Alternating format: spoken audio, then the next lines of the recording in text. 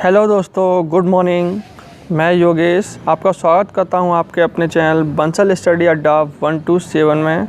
तो दोस्तों, आज करंट क्लासेस फिर से शुरू हो गई है और आज मैं आपके लिए कुछ नए क्वेश्चन लेके आया हूं जो कि हमारे आने वाले एग्ज़ाम में पूछे जा सकते हैं। तो सभी दोस्त क्लास को शेयर कर दीजिएगा और लाइक करना है इस क्लास को, और जो भी दोस्त नए हैं सब्सक्राइब कर लेना चैनल को और जल्दी से क्लास को शेयर कर दो जिससे कि और भी स्टूडेंट हैं वो इस क्लास को ले सकें। ठीक है दोस्तों, तो क्लास शुरू करते हैं। फिर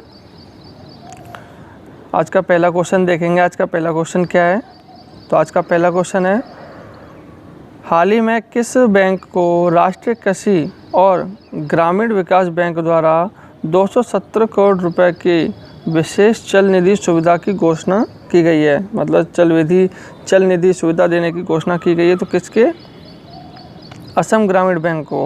किसे दी जा रही है? असम ग्रामीण बैंक को है कि जो कि चल निधि द्वारा ये सुविधा दी जा रही है। ठीक है, देखेंगे कि कोरोना महामारी के दौरान किसानों की कृषि गतिविधियों का सहयोग करने के लिए 270 करोड़ रुपए की विशेष चल निधि सुविधा प्रदान की गई। ठीक है, यह ऋण सुविधा किसानों को अपने फसल उत्पादन को बढ़ाने में सक्षम बनाएगी। ठीक है ना, जो कठिन समय में राज्य के कृषि ऋण के लिए एक वरदान साबित होगा। नाबार्ड 2020-21 कोविड महामारी के दौरान सहकारी बैंकों, क्षेत्रीय ग्रामीण बैंकों और सूक्ष्म वित्त संस्थानों मतलब MFI की राष्ट्रीय व्यापी 25,000 करोड़ रुपए की तरलता सहायता प्रदान कर रहा है। ठीक है दोस्तों, क्यों कर रहा है? ताकि किसानों के लिए ऋण सुविधा जारी की जा सके। किसानों को कोरोना के चक्कर में काफ़ी नुकसान हुआ है और उसकी भरपाई के लिए थोड़ा हेल्प की जा रही है। ठीक है दोस्त, नेक्स्ट क्वेश्चन देखेंगे। तो अगला क्वेश्चन है अपना, हाल ही में राजस्थान सरकार के द्वारा ऑनलाइन श्रमिक रोजगार विनिमय और किस पोर्टल की शुरुआत की गई है? तो ये राज कौशल पोर्टल है। एक तो शुरू किया है ऑनलाइन श्रमिक रोजगार विनिमय और दूसरा है राज कौशल पोर्टल। ये दो जो पोर्टल हैं राजस्थान सरकार के द्वारा लॉन्च किए गए हैं हाल ही में। क्यों किए गए हैं? इस पोर्टल को सूचना और प्रौद्योगिकी विभाग मतलब IT और राजस्थान कौशल और आजीविका विभाग निगम मतलब RSLDC द्वारा विकसित किया गया है। ठीक है, तो राज कौशल पोर्टल का उद्देश्य प्रवासी श्रमिकों के लिए अवसरों की उपलब्धता में सुधार करके उद्योग और मजदूरों के बीच के फासले को कम करना है। ठीक है, इस पोर्टल का उद्देश्य क्या है? तो इस पोर्टल का उद्देश्य उद्योगों द्वारा उन श्रमिकों के रोजगार की समस्या को दूर करना है जिन्हें रोजगार ना मिले के कारण कई समस्याओं से जूझना पड़ रहा है। ठीक है, ना मिलने के कारण कई सारी समस्याओं से जूझना पड़ रहा है। तो जितने भी श्रमिक हैं किसी समस्या से ना जूझ रहे, इस चक्कर में राजस्थान सरकार ने 2 पोर्टल लॉन्च किए हैं। ठीक है दोस्तों, नेक्स्ट क्वेश्चन देखेंगे। तो नेक्स्ट क्वेश्चन है अपना, हाल ही में केंद्र सरकार ने फिटनेस सर्टिफिकेट, ड्राइविंग लाइसेंस और परमिट की वैधता को कब तक बढ़ाने का फैसला किया है? तो ये 30 सितंबर तक है। तो दोस्तों, फिटनेस सर्टिफिकेट, ड्राइविंग लाइसेंस और परमिट इनकी एक ड्यू डेट होती है, लास्ट डेट होती है जो कि 30 सितंबर तक सरकार के द्वारा बढ़ा दी गई है। जिसका हाल ही में ख़त्म हो रहा था, ये टाइम आ रहा था इनका, ख़त्म हो रहा था इनका, तो उन्हें रिन्यू करने की ज़रूरत नहीं है अभी, ऑटोमेटिकली 30 सितंबर तक डेट बढ़ा दी गई है। क्यों? कोरोना के चलते हुए। ठीक है, देखते हैं। केंद्र सरकार ने मोटर वाहन अधिनियम और केंद्रीय मोटर वाहन नियमों के तहत अनिवार्य सभी दस्तावेजों की वैधता 30 सितंबर 2020 तक बढ़ा दी है। ठीक है ना, तो इस फैसले को समझें। तो जिन लोगों के दस्तावेज की वैधता 1 फरवरी 2020 से 30 सितंबर 2020 के बीच समाप्त हो रही है, तो उसकी वैधता 30 सितंबर 2020 तक बढ़ा दी गई है। ठीक है दोस्तों, तो उत्तर प्रदेश सरकार ने भी इसे लागू कर दिया है और मंत्रालय की विज्ञप्ति के अनुसार कोविड-19 संकट की मौजूदा स्थिति को ध्यान में रखते हुए इस संबंध में मिले अनुरोधों पर गौर करने के बाद गडकरी ने यह निर्देश जारी किए हैं। ठीक है दोस्तों, तो जिनकी भी 1 फरवरी और 30 सितंबर के बीच में वैलिडिटी खत्म हो रही थी किसी भी डॉक्यूमेंट की, तो उसकी वैधता जो है 30 सितंबर तक बढ़ा दी गई ऑटोमेटिक सरकार के द्वारा। ठीक है दोस्तों, नेक्स्ट क्वेश्चन देखते हैं। हाल ही में महाराष्ट्र और मध्य प्रदेश में कोल इंडिया लिमिटेड की किस सहायक कंपनी ने 3 नई कोयला खदानें शुरू की हैं? तो ये कौन सी है? वेस्टर्न कोलफील्ड लिमिटेड है, जो कि कोल इंडिया लिमिटेड की सहायक कंपनी है। इसने 3 नई खदानें शुरू की हैं महाराष्ट्र और मध्य प्रदेश में। ठीक है, देखते हैं। तो वेस्टर्न कोलफील्ड लिमिटेड कंपनी इन खदानों पर कुल 849 करोड़ रुपए का पूंजीगत व्यय करेगी, जिससे 647 लोगों को प्रत्यक्ष रोजगार के अवसर उपलब्ध होंगे। और उल्लेखनीय है कि वित्तीय वर्ष 2023-24 तक वेस्टर्न कोलफील्ड लिमिटेड ने 20 नई परियोजनाओं को शुरू करने का लक्ष्य निर्धारित किया है। ठीक है दोस्तों, तो जिनमें 14 परियोजनाएं महाराष्ट्र और 6 परियोजनाएं मध्य प्रदेश में शुरू की जाएंगी। वित्तीय वर्ष 2019-20 में वेस्टर्न कोलफील्ड लिमिटेड ने 57.64 मिलियन टन कोयले का उत्पादन किया था, जो कि पिछले वित्तीय वर्ष की तुलना में 8% से भी अधिक की वृद्धि दर्शाता है। ठीक है दोस्तों, तो वेस्टर्न कोलफील्ड क्या है 20 नई परियोजनाएं भी शुरू करने वाला है, जिससे कि देश के मजदूरों को, श्रमिकों को रोजगार का अवसर भी मिल सकेगा। ठीक है दोस्तों, नेक्स्ट क्वेश्चन देखेंगे। हाल ही में लॉकडाउन के चलते पिछले 2 महीनों में 11,540 करोड़ रुपए का भुगतान किस खाते से किया गया? तो ये कर्मचारी भविष्य निधि खाता है, जिससे हाल ही में 11,540 करोड़ रुपए का भुगतान किया गया था लास्ट 2 मंथ में। ठीक है दोस्तों, देखेंगे। कर्मचारी भविष्य निधि संगठन EPFO ने लॉकडाउन के दौरान पिछले 2 महीनों में 36.02 लाख दावों के निपटान किए हैं और पिछले सदस्यों को 11,540 करोड़ रुपए वितरित किए हैं। ठीक है, तो कुल दावों में से 15.54 लाख दावे कोविड-19 संकट से के राहत देने के लिए प्रधानमंत्री गरीब कल्याण योजना मतलब PMGKY के तहत EPF में पैसा निकालने की दी गई अनुमति से संबंध है। इसके तहत कुल 4,580 करोड़ रुपए वितरित किए जाएंगे। तो दोस्तों, लॉकडाउन के चलते क्या है, देश में कहीं मजदूरों की इनकम नहीं हो रही, कोई वित्तीय सहायता नहीं मिल रही है, तो कर्मचारी भविष्य निधि खाते से 11,540 करोड़ रुपए का है जो वितरण किए गए हैं। ठीक है, नेक्स्ट क्वेश्चन देखेंगे। तो हाल ही में पहले अरब देश संयुक्त अरब अमीरात ने कौन सा मिशन लॉन्च करने की घोषणा की है? तो मंगल मिशन है, तो जो कि संयुक्त अरब अमीरात के द्वारा लॉन्च किया जा रहा है। यह पहला अरब देश बन गया है संयुक्त अरब अमीरात जिसके द्वारा मंगल मिशन लॉन्च किया जा रहा है। ठीक है दोस्तों, तो UAE 15 जुलाई को पहली बार मंगल मिशन ग्रह के लिए मिशन लॉन्च करने जा रहा है। तो ऐसा करने वाला UAE अरब देशों की दुनिया में पहला देश बन गया है। ठीक है दोस्तों, तो अगले 40 दिनों के अंदर संयुक्त अरब अमीरात अपना मंगल मिशन लॉन्च कर देगा।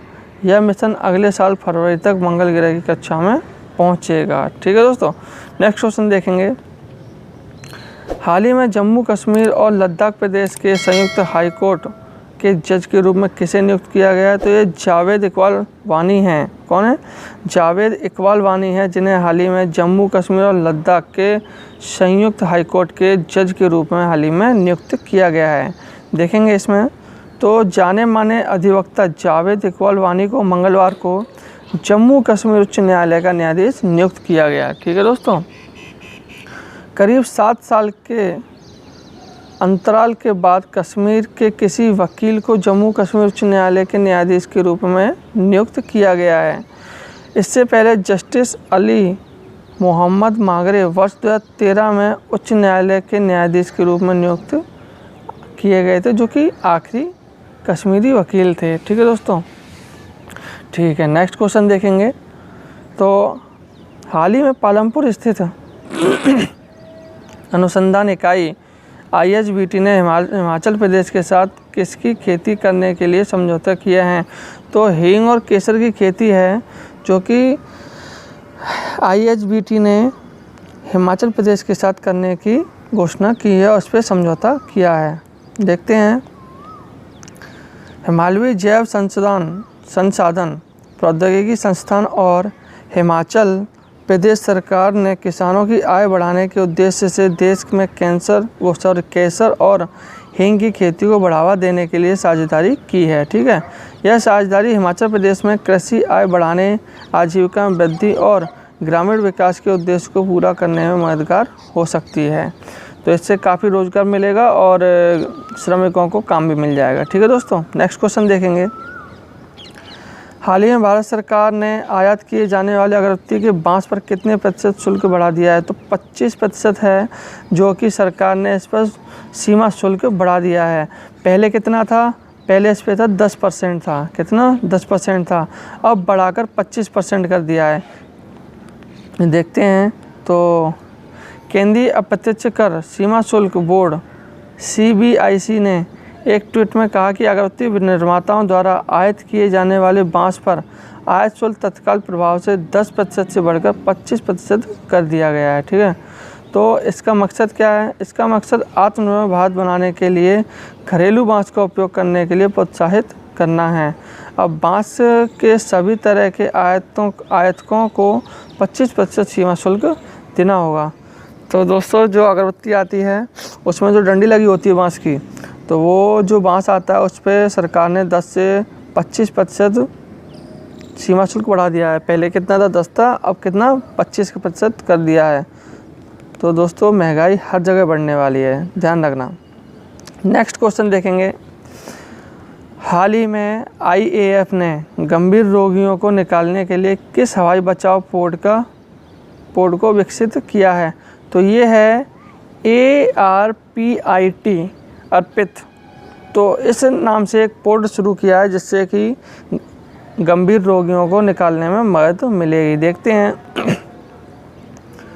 भारतीय वायुसेना ने आइसोलेटेड ट्रांसपोर्टेशन के लिए एक एयरबॉर्न रेस्क्यू पोड, इसकी फुल फॉर्म क्या? एयरबॉर्न रेस्क्यू पोड डिज़ाइन विकसित और प्रतिस्थापित किया है।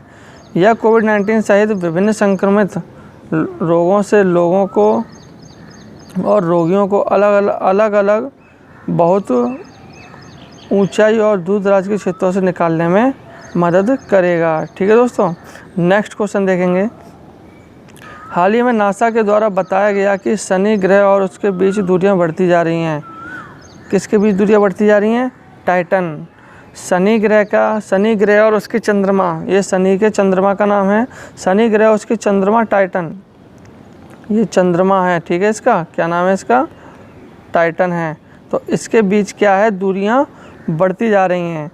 देखते हैं, नासा के वैज्ञानिक और इटालियन अंतरिक्ष एजेंसी के द्वारा किए गए एक शोध ने समस्त शनि प्रणाली के साथ साथ अन्य चंद्रमा ग्रहों के संबंध में अपने निष्कर्ष पेश किए। हमारा चंद्रमा भी हर साल पृथ्वी से थोड़ा दूर चला जाता है और अन्य चंद्रमा भी अपने ग्रहों से इसी तरह दूर जा रहे हैं। वैज्ञानिकों ने पहले यह सोचा था कि वे जानते हैं कि शनि ग्रह चंद्रमा टाइटन किस दर से अपने ग्रह से दूर जा रहा है, लेकिन नासा के कैसिनी स्पेसक्राफ्ट ने डेटा की खोज की और पाया कि टाइटन पहले से अनुमानित दर से 100 गुना तेजी से अपने ग्रह से दूर जा रहा है। यह दूरी हर साल लगभग 4 इंच तक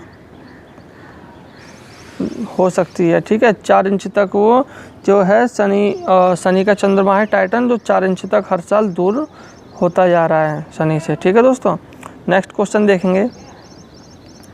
हाल ही में किसे विश्व का सबसे बड़ा सोलर प्लांट का ठेका मिला है? तो किसको मिला है? अदानी ग्रीन एनर्जी लिमिटेड है जिसे विश्व में सबसे बड़ा सोलर प्लांट का ठेका दिया गया है। देखेंगे तो Adani green energy limited Adani green energy limited को विश्व का सबसे बड़ा सोलर प्लांट बनाने का ठेका मिला है। ठीक है दोस्तों, तो इसके तहत क्या है, गौतम अडानी की कंपनी 8000 मेगावाट का सोलर पावर प्लांट तैयार करेगी और 2000 मेगावाट की एक घरेलू सोलर पैनल विनिर्माण क्षमता स्थापित करेगी। ठीक है, कंपनी इसमें लगभग 6 अरब डॉलर के कुल निवेश भी करेगी। तो दोस्तों, अडानी ग्रीन एनर्जी लिमिटेड को हाल ही में विश्व का सबसे बड़ा ठेका दिया गया सोलर प्लांट का। ठीक है, लास्ट क्वेश्चन देखेंगे आज का। तो हाल ही में आईसीसी ने किस पर पाबंदी लगाई है, तो लार से गेंद चमकाने की, गेम नहीं गेंद, लार से गेंद चमकाने पर जो कि आईसीसी ने हाल ही में पाबंदी लगा दी है। ठीक है, क्यों, देखते हैं।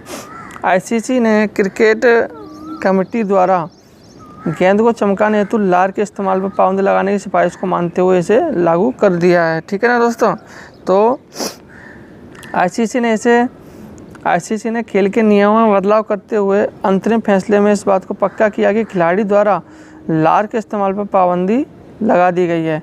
यह फैसला खिलाड़ियों के स्वास्थ्य और कोरोना महामारी के खतरे को देखते हुए किया गया है। जब दोबारा क्रिकेट शुरू हो तो मैदान पर खिलाड़ियों को इस वायरस से संक्रमित होने का खतरा ना के बराबर हो और सुनिश्चित किया जा सके। ठीक है, तो आज के क्वेश्चन यही समाप्त होते हैं। उम्मीद करता हूँ आपको क्लास पसंद आई होगी और सभी दोस्त इस क्लास को शेयर कर दीजिएगा, जो कि और भी जो भी स्टूडेंट हैं वो क्लास को देख सकें और अपनी नॉलेज को इम्प्रूव कर सकें। ठीक है दोस्तों, तो इसे लाइक भी कीजिएगा और जो भी दोस्त हमारे चैनल पर नए हैं तो प्लीज़ इस चैनल को सब्सक्राइब कर लें और लाइक कर लें। ठीक है, और एक बेल आइकन आता है और उसे भी प्रेस कर लें, जिससे कि आपको इम्पोर्टेंट नोटिफिकेशन जो हैं हमारे चैनल के द्वारा जो आते हैं वो आपको मिलते रहें और आप उनसे अवगत रहें। ठीक है दोस्तों, तो आज की क्लास यहीं समाप्त करता हूँ। नेक्स्ट डे आपसे फिर से मुलाकात होगी, तो चलते हैं दोस्तों। Thank you.